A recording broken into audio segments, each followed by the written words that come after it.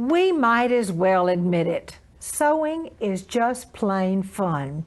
Sewing is a great avenue for personal expression. What other kind of fun allows you to play with fabric, dig in the depths of a button jar, or create a tower of ribbon spools? Sometimes the uninitiated might think that we have gone over the edge and that our spools of thread have come a bit unwound, but we know that thread is what it takes to hold everything together. I promise you today we're going to have fun. Welcome to my sewing room.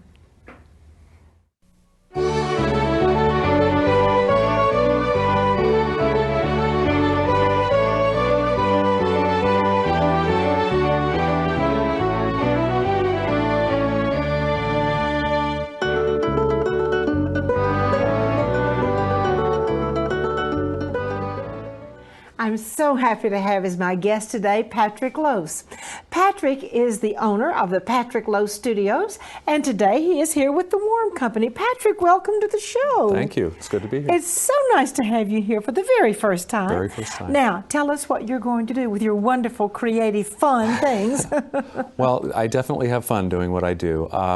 Today we're doing machine applique, fusible applique, which is a lot easier. This particular project that I designed is for Halloween, Halloween hideout. It's cat hiding in the pumpkin, and this particular one is satin stitch embroidery.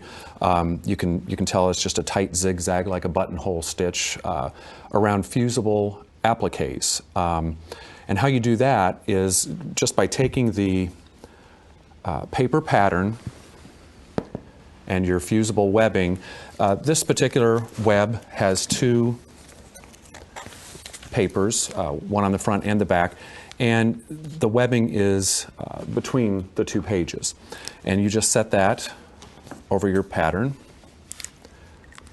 For whatever color fabric you're going to be using, you trace all the elements onto that one piece of fusible web. And you just proceed like this. And then when you finish with that, you iron or fuse the webbing onto the wrong side of your fabric and cut out your elements. So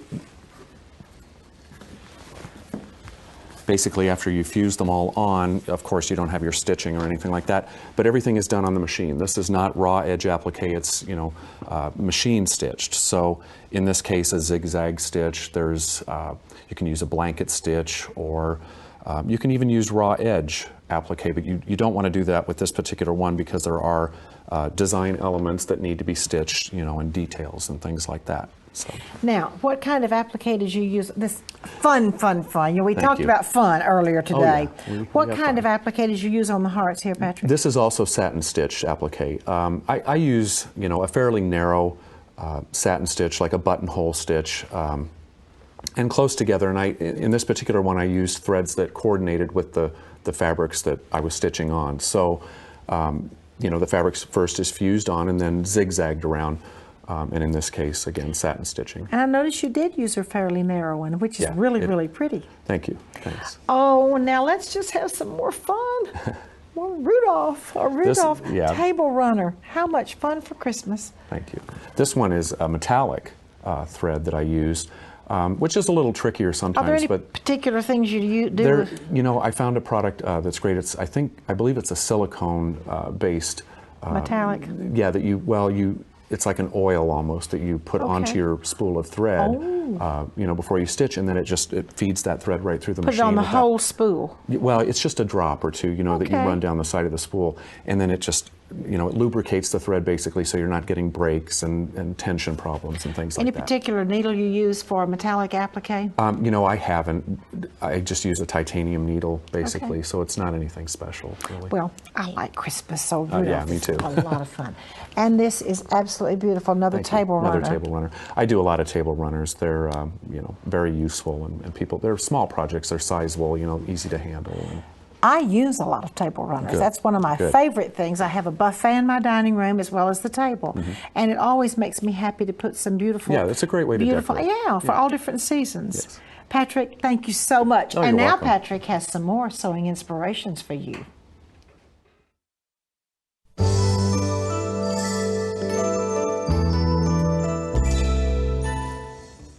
Patrick, tell me about the Love and Bloom quilt.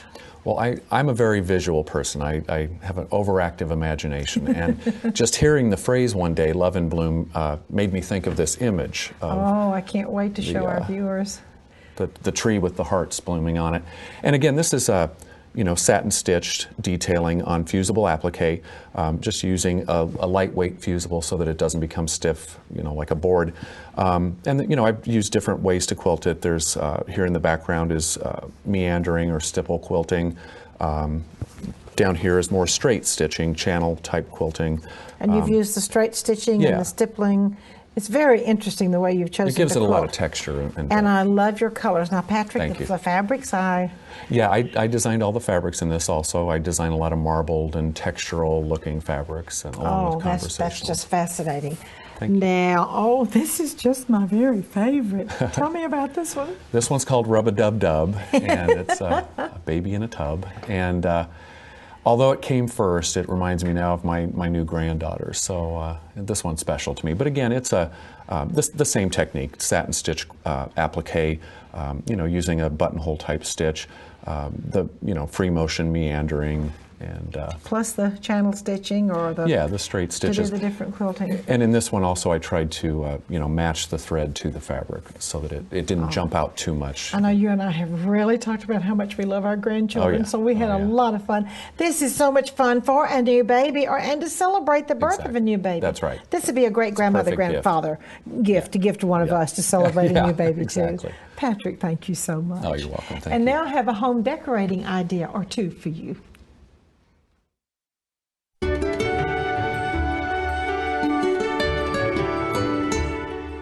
A lot of times it's fun to find something that is really traditional heirloom, and yet it is very tailored and would be wonderful done in dark fabrics for any room in your house. That's the case with this wonderful reversed pin tuck pillow. Now this is done out of a linen, an imported linen, and as you can see the tucks, they're really not pin tucks, they're folded tucks.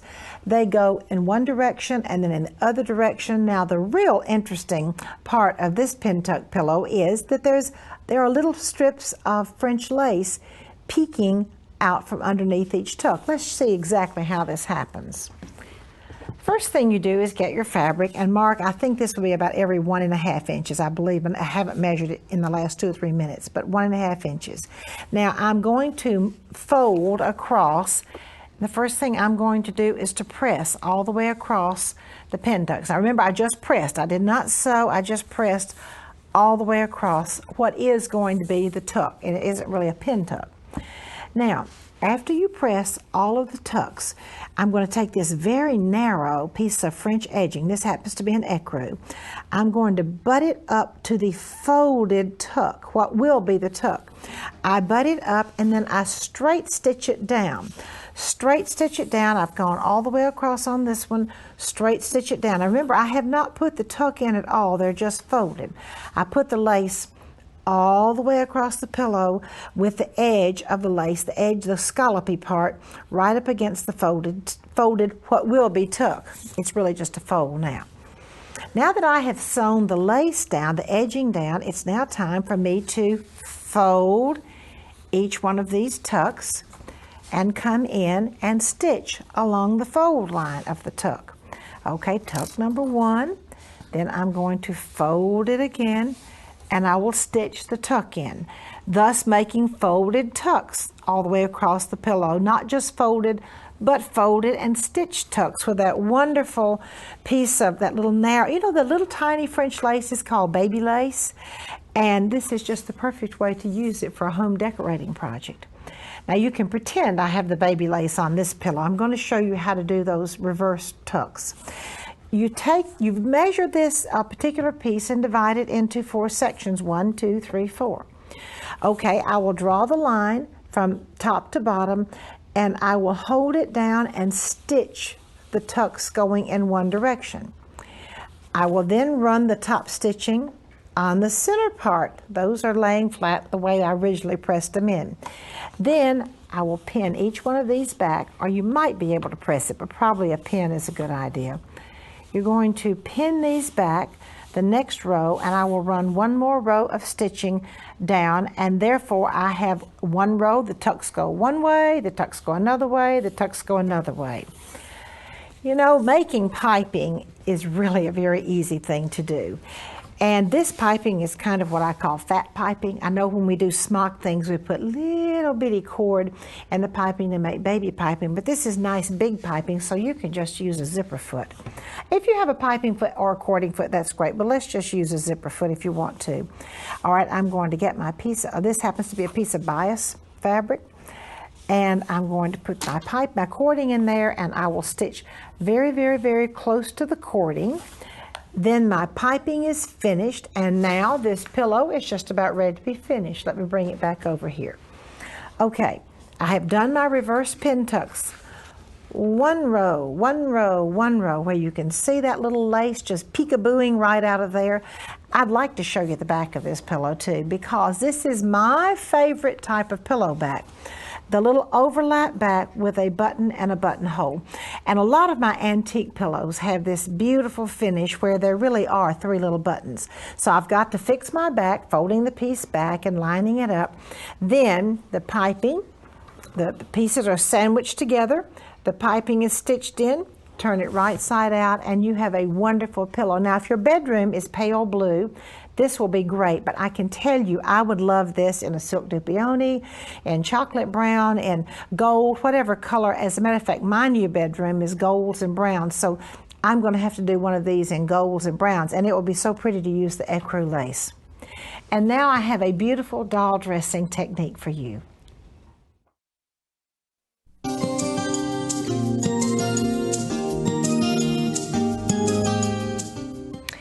I have a dolly that has the most beautiful pinafore you've ever seen, and this technique would be just as beautiful on a child's dress or on a christening dress. This cute little pinafore is made out of blue Swiss batiste, and it's over a little ecru dress. Now, what I really want you to do is come down and look at this absolutely magnificent treatment on the bottom of the dress. Let me share with you what it is. We have rows of strips of insertion that run parallel to the floor, and then we have mitered lace that makes little diamonds, and then of course entredeaux and gathered lace. Now, this might look a little bit hard, but I'm going to show you how easy it is to do. The first thing we're going to do for the bottom treatment on the little pinafore is to zigzag 4 rows of lace together. Excuse me, it's 5. 1, 2, 3, 4, 5, because that's exactly the width we need. I'm going to trace off the template, the diamond template, and I'm going to move my piece of zigzag lace up, really putting it right on the edge. And now I have to lace shape my diamond shapes, which I can see through this lace. Okay, I'm going to start by putting the diamond shape here. I will do a pin at the top because I'm going to make a lace miter, a pin at the bottom, fold it back on itself, remove the pin that goes through 2 layers, which is on the bottom, and then I will come down here. Actually, I know it's a little hard for you to see, but I can see those lines, and so I will come down here, pin at the bottom, pin at the top. Let me go ahead and do that for you. Pin at the bottom, pin at the top, fold it back on itself, remove the pin at the top, which makes a perfect miter, and look, another perfect miter is folded in. Okay, I will do that all the way across the skirt. The next step comes in zigzagging the bottom. By the way, I'm working on a wash-away stabilizer. All right, the next step comes in zigzagging the bottom only of this diamond-shaped piece, the up and down piece. Now, after I zigzag the bottom only, I'm then going to get my wing needle entredeaux, except really this is entredeaux that you purchase from the factory in Switzerland. And I'm going to trim away one of the seam allowances, one of the batiste seam allowances. I'm going to butt it up to, except I'll of course start on the edge, and zigzag it to this bottom piece of lace. Now leave the other seam allowance on for now. We won't cut it off until a little bit later. Here I have the piece where I have the entredeaux butted to the piece and zigzagged on one side only. I have zigzagged the bottom only of my little triangular piece, my miter piece. Now remember, we just had triangles on that little pinafore, so I'm going to have to go in and cut and this has already been cut for the magic of television. I have to go in, lift it up, and cut this piece away. Does that begin to look like my piece that's going to go on my skirt? Absolutely. I'm going to bring this over here, and I'm going to lay it on the bottom of my skirt. And I made my skirt a little longer, so I can really just line this uncut piece of entredot onto the bottom. Now, I want to tell you about sewing this lace on. This was a flat piece of lace. Let me just go ahead and straighten it out. French laces have several gathering threads built in. I'm going to pull this lace to make it gathered lace because it comes flat. I'm going to pull the gathering thread from one side, and guess what else I'm going to do? I'm going to pull the gathering thread from the other side, because if I don't, I might just pull all one thread and pull it all the way out, and then that is not what I want to do. Now see how twirly this is? Well, let me show you how to solve that. Before I butt it to the bottom and sew it on, I'm going to put kind of a piece of stabilizer tape. I call it tiger tape. It looks like tiger claws to me. I'm going to put that down on the gathers, which it will stabilize it.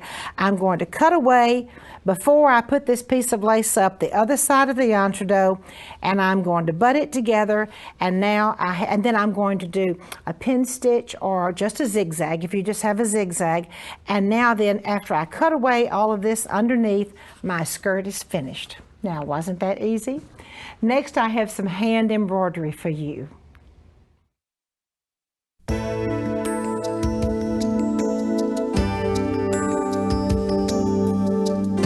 I am so happy to have as my guest today my very dear friend Wendy Schoen. Wendy is the owner of Wendy Schoen Designs and the Petite Crochet Pattern Company. She is a regular contributor to So Beautiful magazine and has studied and taught all over the world, but I think one of my favorite places that she has studied would be the Royal School of Needlework in London. Wendy, welcome to the show. Thanks, Martha. It's always great to be here. I have with me today this little dress, and we're going to focus on the flower in front. This is a Lazy Daisy flower, and that's what I want to show you. So let's get started. Now, I have on my hoop, I've drawn a circle with a smaller circle inside. And then if you notice, I have a cross hatch or the 4 compass points drawn off on there. Now this is going to help me position my petals evenly and accurately. So let's go ahead and get started with a waist knot. I'm going to put the knot on top. Remember that rhymes, knot on top. Now anywhere around the inside of the first ring, you may tie on with a series of 2 back stitches. I have a lot of thread here because this is going to take a lot of thread. I don't normally stitch with thread this long, but in this instance you'll see what I'm talking about. Now 2 back stitches inside the area will be covered up by Lazy Daisy stitches, so don't worry about it. I'm going to come out at A, which is on the inside edge of the small ring. That's A. So I'm coming out at A and I'm going to sew in at A. So you're sewing in and out in the exact same hole or opening. Now, holding on to your loop, emerge on the outer edge at the first compass point. And notice that I'm holding the loop in my hand and I'm sewing through it. If I had let go or didn't do that, of course, the thread would have gone through the opening because we are in and out of the same exact place. Now to tack the stitch down, bring the needle up just beside the loop and then stitch down. And that's all there is to that stitch. Now the next thing I want to do, because I'm going to be placing petals all the way around, I'm going to go to the next compass point and do the exact same thing. This will allow me to evenly space my 4 central, let's call them central petals. And that will make it a lot easier to position the other ones. So if I get all my compass points in like this, and notice that I'm not doing the in and out stitch in one motion. Like I usually call that scooping. And I made up a little rhyme, as usual. You never scoop when you work in a hoop. So you want to do it in 2 steps. That means in and out in 2 steps. All right, so you'll have your 4 points here. Now, the next thing I want to do, is I want to start adding petals within the first section. Now the reason I'm doing this, remember, is so that I can get my petals evenly spaced. I just want to turn it slightly so that we can position the petals. Okay, so I'm going to add petals in this space as much as I can get without overcrowding it. Okay, now let me show you what this looks like once you get at least the first section done. Okay, so my next hoop is, this is what it looks like when I've completed the first section. So you see I have my 4 compass points, and then of course I've completed the first section, and now I'm going to go on to the second section and do the same thing. Now, the last thing I want to show you is the final and what the flower will look like in the end. Okay, this is my completed flower. And then the only thing I need to do now is, oh, and I forgot to say that when you tie off, it's okay if you use the center for tying off, and then I would just put 2 back stitches in there too. Or you could actually weave the thread in on the back. Okay, so to tie on with a new thread, I'm going to do my center. And my center is going to be either a French knot or a colonial knot. And I'm going to do French knots today. And we'll do colonial knots in another segment. French knots are easy. You just hold the thread out straight and make a cross with the needle, and then wrap the tip counterclockwise and then place it in.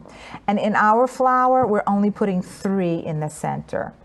So that's really all there is to it. And these are really simple to do, and it's much better if you draw an actual circle instead of trying to draw each petal, because quite often the petals become a little bit different in size than what you actually drew on the fabric. This way you don't have as many lines to cover up. So to tie off on that stitch, you just turn it to the back and bring it under the stitches there.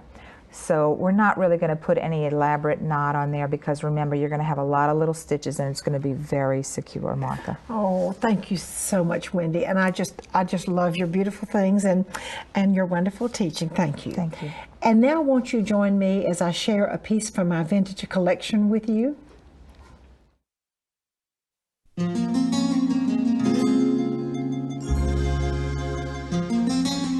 This is one of my favorite little dresses, such a favorite. It has the sweetest embroidery. Of course, it's Swiss batiste. This beautiful embroidery that comes down kind of in a horseshoe shape a little bit. The beautiful drawn thread work in the middle and then back over. And look at the sweet little work that goes out over the shoulders, little pin tucks and little release pin tucks, and the sweetest little sleeves, even with the scallop. Let me turn it around on the back. You know, the backs of these little dresses are usually as sweet as the front. This is just beautiful.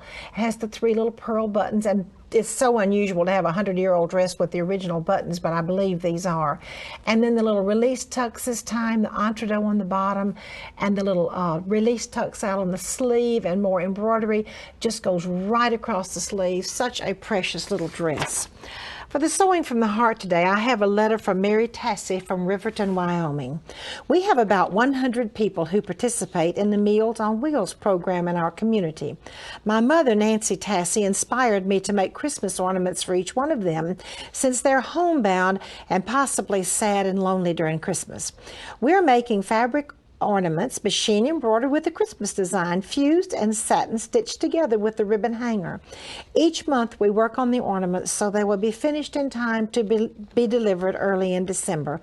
We hope these simple ornaments will brighten the homes of the recipients with the true spirit of Christmas. Mary Tassie from Wyoming. Mary, I thank you and your mother Nancy and all of those working on the Meals on Wheels. I checked with our local Meals on Wheels recently, and they said there's a real need for people to deliver meals even one day a week. And I'm sure that's true in every community. Thank you, Mary, for all you're doing for the Christmas ornaments and for delivering the Meals on Wheels. Thank you for joining me today. I would certainly like to invite you to come back next time.